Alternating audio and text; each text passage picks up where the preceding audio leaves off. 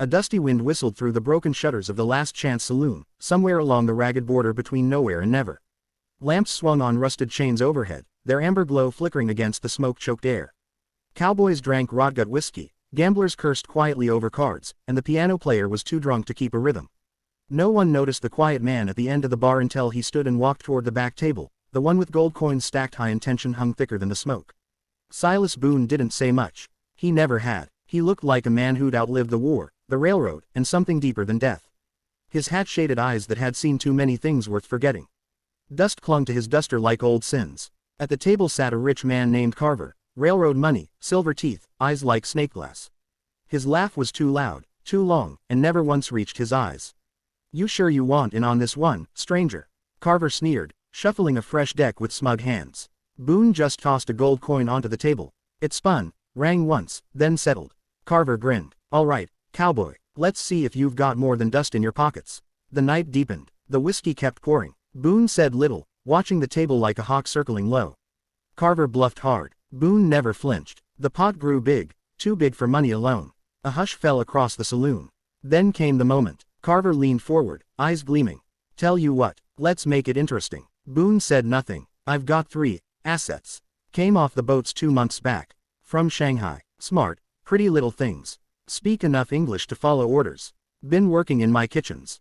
Cleaning, serving, quiet girls." Boone's eyes narrowed. Carver smiled wider. "You win. They're yours." The room shifted. A few men laughed, awkwardly. Others looked away. But Boone didn't blink, just slid his last coin in and flipped over his cards. Full house. Queens over jacks. Carver's face dropped like a drunk hitting the dirt. His hand. 3 tens. Not enough. Silence. Boone stood. Carver hesitated, then clapped twice. From behind a velvet curtain stepped 3 girls, young, their backs straight, their eyes blank like they'd taught themselves not to feel. Their silk dresses were worn thin, but their dignity held them upright. One looked maybe 20, the other 2 were younger. All 3 stood with hands folded, unsure what to expect from their new owner. Boone met their eyes one by one. He didn't smile, didn't leer, just tipped his hat. "Come on," he said softly, voice like gravel and old sorrow. "You ain't stayin' here no more." He turned and walked out of the saloon without another word. After a beat, the girls followed him into the dark, where the moon lit the desert path ahead. The wind howled across the desert as night fell, carrying with it the dry scent of sagebrush and old bones. Boone's horse kicked up dust under the pale light of the moon. Behind him, tied together by a length of rope but not bound, rode the 3 girls in silence. Their eyes scanned the emptiness around them, taking in the vast, unforgiving land. No fences, no walls, just a single trail winding toward nowhere. It was nearly midnight when they arrived at Boone's cabin, a weathered, one-room structure nestled against the foot of a rock bluff, built from rough pine and patched in places with sheet metal. Smoke curled gently from the stone chimney. The door creaked as he pushed it open and stepped aside. He gestured inside, not touching them. "Go on, it's warmer than out here." The girls exchanged quick glances before stepping cautiously into the room. The warmth of the fire reached them first, then the smell, meat and onions. Something rich simmering in a black pot over the hearth. There were 4 wooden chairs, 1 rough-hewn table, and a narrow cot made of planks and canvas in the corner. A single lantern hung from a nail. Boone walked in behind them, slow and steady, like he didn't want to startle wild animals. "I ain't got much," he said, kneeling beside the fire and stirring the stew. "But what's here, you can use. You're not servants, not chattel. You don't owe me a damn thing." They didn't answer. One of the girls, the oldest, Lien, stood a little straighter. Her eyes narrowed slightly, skeptical. She stepped forward and asked in careful English, "You know, use us?" Boone paused, then turned to meet her gaze. "No, ma'am," he said simply. "That ain't who I am." He ladled stew into tin bowls and set them on the table without ceremony. He handed them each a spoon. May and Shu sat without a word. Lien sat last, watching Boone closely. He poured them water from a jug. Poured his own last. Then he took a wool blanket from a shelf and laid it near the fire. "I'll sleep here. You 3 take the cot." Lien hesitated. "You, trust us." "I trust you more than I trust the men who used to own you." That night, the girls didn't sleep much. Neither did Boone. The wind beat against the window panes, but inside it was still. The girls whispered to each other in Mandarin. Boone lay with his hat over his eyes, listening without listening. The days that followed passed in a rhythm none of them expected.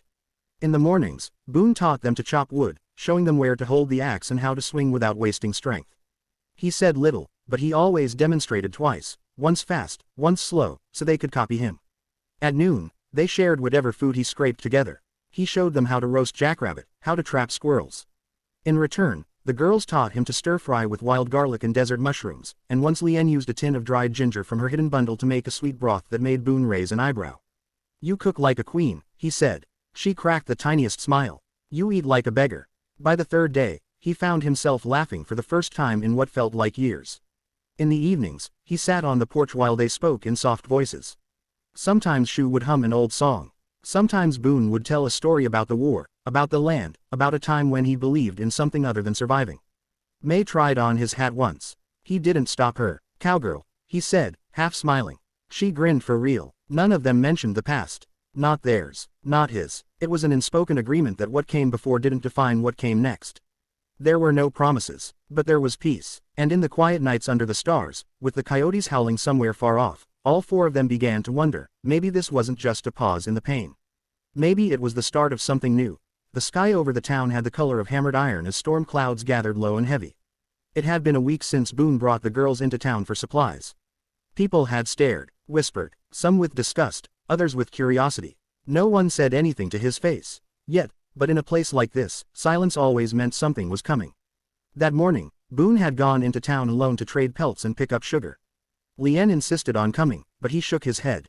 "Too many wolves wear boots out there," he said. "You stay here. Lock the door if I ain't back by sunset." She didn't argue, but her eyes followed him out the door like a mother watching a child walk toward a cliff. By late afternoon, the sun burned red behind the clouds and the desert air had turned still. May was feeding the chickens out back. Shu sat on the porch cleaning a rifle Boone had taught her to load. Lien stood in the doorway, wiping her hands on her apron, nerves crackling just beneath the surface.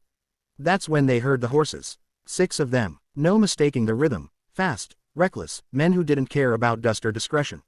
Shu rose instantly. "It's not him." Lien looked toward the trail. Her mouth went dry. The riders emerged over the rise like shadows on horseback. At their center was Carver, back from whatever hole he'd crawled into. His silver tooth glinted like a knife when he smiled. Behind him were hired guns, grizzled men with rifles, pistols, and nothing in their eyes. Carver pulled up in front of the cabin and tipped his hat mockingly. "Evenin', ladies, I'm just here to collect what's mine." Lien stepped down from the porch slowly, barefoot in the dust.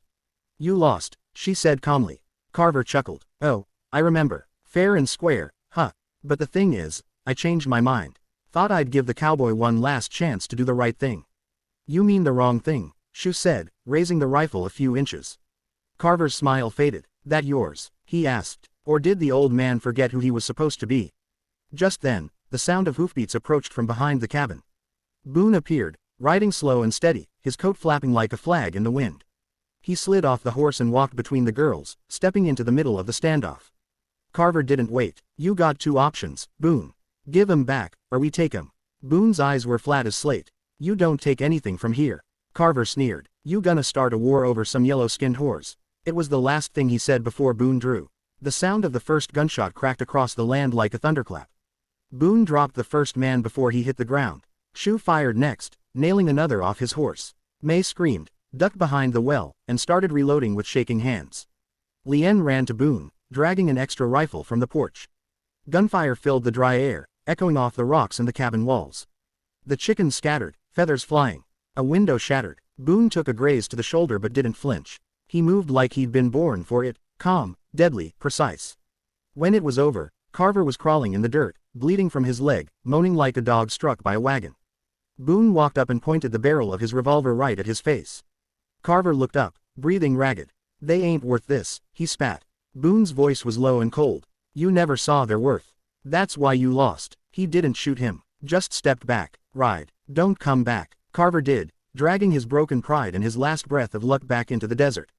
Silence returned to the land, broken only by the wind and the slow creak of the rocking chair on the porch. Boone sat down heavily, holding his bleeding arm. Lien began wrapping a strip of cloth around the wound. Shu stood with the rifle resting on her shoulder. May handed Boone a tin cup of water, her hands trembling, her eyes not. Boone looked at the 3 of them, bloodstained, defiant, alive.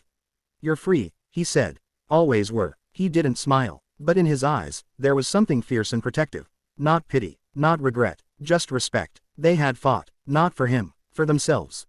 The first rays of morning sunlight spilled across the desert like gold brushed over rust. The sky stretched wide and clean above the land, free of storm clouds, just pale blue and the slow promise of warmth. The wind carried only silence now, no hooves, no gunfire, no threats. Only birdsong and the soft creak of the cabin door swinging open. Boone stepped outside, moving stiffly, his left arm still bandaged tight beneath his shirt. The pain was manageable now, more of a reminder than a wound.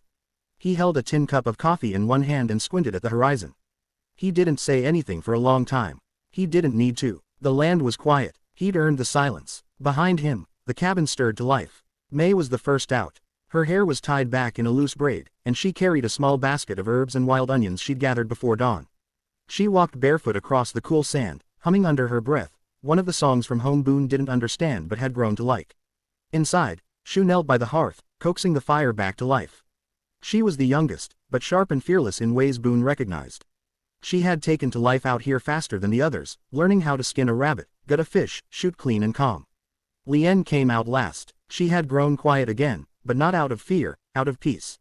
Her eyes watched everything, took it in. She brought out a bowl of rice porridge she'd cooked with slices of salted pork and a pinch of something that smelled faintly like cinnamon. They all sat on the porch together, cross-legged or leaning, sipping breakfast in the soft light of morning. Boone glanced at the garden they'd started, just a patch of green for now, stubborn shoots of beans and squash clinging to life in the dry earth. They'd hauled water from the well by hand. Shu had sketched out the fence posts, and Boone had helped dig the holes. Lien had woven chicken wire with a precision that startled him. Every part of this life, they'd built it together. You could leave, you know, he said quietly, not looking at any of them. Head west. San Francisco. There's ships, cities, places better than this, maybe. No one answered right away. Finally, Lien looked at him. Why would we leave? He shrugged. Didn't win you fair. Shouldn't have won you at all. May spoke next. You didn't win us. You freed us. Shu nodded. We just decided to stay.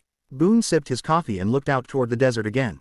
A small smile touched the edge of his face. Not wide, not showy, just honest. They spent the rest of the morning working side by side. Boone mending the fence, Shu hammering stakes, May hanging herbs to dry along the porch rail, and Lien painting a sign on a flat board in both English and Chinese. It read, Peaceful Creek Ranch, Zug Jaw, a home of freedom. As the sun climbed higher and heat shimmered off the sand, Boone took a moment to sit beneath the shade of the porch and watched them move about the land like they belonged to it. Not because it was easy. Not because it was safe. But because, for the first time, they had chosen to. He took off his hat, rested it on his knee, and closed his eyes for a moment. He wasn't a hero, wasn't a saint, but for the first time in years, he didn't feel like a ghost either. They hadn't just changed his life. They'd given him back something he didn't think he deserved, a reason to stay. And maybe, just maybe, that was enough.